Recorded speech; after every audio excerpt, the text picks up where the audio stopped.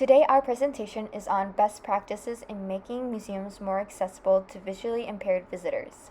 Museums need to be more accessible to visually impaired visitors. There are approximately 1.3 billion people in the world and 25.5 million people in the US that live with some form of blindness or visual impairment.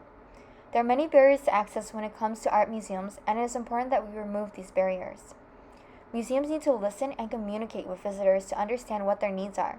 By including different senses to experience art, museums can make visitors feel more welcomed and deliver more interactive experiences.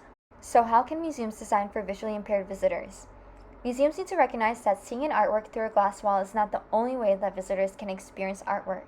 Some examples that we have discussed in class and that are used in the article include audio guides, tactile models, and multi-sensory displays.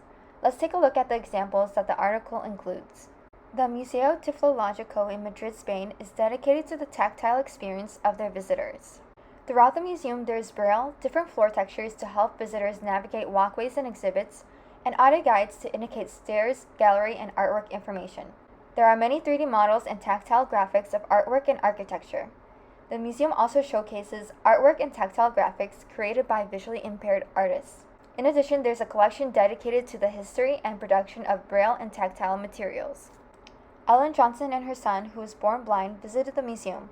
The mother quotes, "For once he was the mainstream visitor, and we did not have to ask for special permission to touch a couple of things."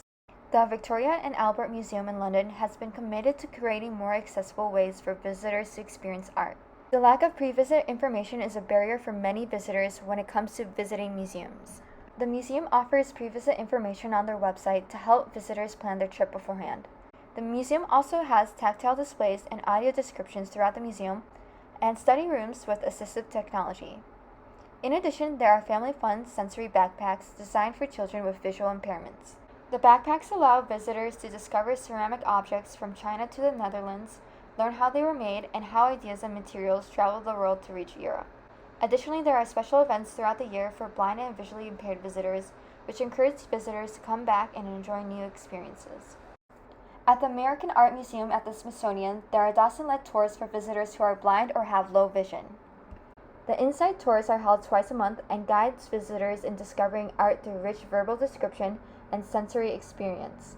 The tours are interactive and personalized, with the flexibility of the pace and the encouragement to ask questions. The tour intends to reach out to visitors' other senses to help create a mental image. Additionally, there are many tactile graphics and sculptures available to touch, like the sculpture on the right by Hugo Robus. The tour often ends with a live musical performance in the museum's courtyard. Carol Wilson has trained the 12 Dawsons and quotes that sight is not the only pathway to understand art. The painting on the right is titled Cafe by William Johnson, and it depicts a man and a woman sitting side by side having a drink in a jazz cafe. Dawson Betsy Hennigan describes it to visitors. "Imagine hearing jazz. Can you smell the cigarettes? Can you smell the alcohol?" Vocal Eyes is an organization that is committed to providing services for people to experience art and culture at theaters, museums, galleries, heritage sites, and online. Vocal Eyes works with theaters, museums, and producers in the UK so that their plays and venues are more accessible. On their website, they provide a list of events like audio-described theater performances and museum events. They also have an audio library available online featuring information on museums, interviews, architecture, and theater. In addition, they have resources online to help people learn about accessibility design, and they offer visual awareness and guiding training. Lastly, they also have customized settings on their website so that users can adjust colors, contrast, font size, columns, and images on or off. The article highlights additional resources for steps that museums can take to ensure that they are accessible to visually impaired visitors.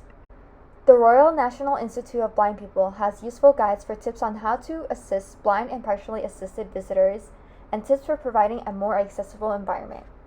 Some of their tips include having information in large print or accessible formats, don't assume that all blind people are totally blind, and consider lighting and contrast for everyone.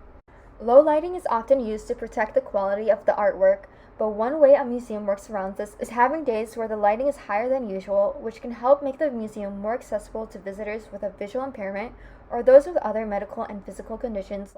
In addition, Chief Executive of Vocal Eyes emphasizes that museums need to be aware of the 4 principles of accessibility and that they need to make their content perceivable, operable, understandable, and robust.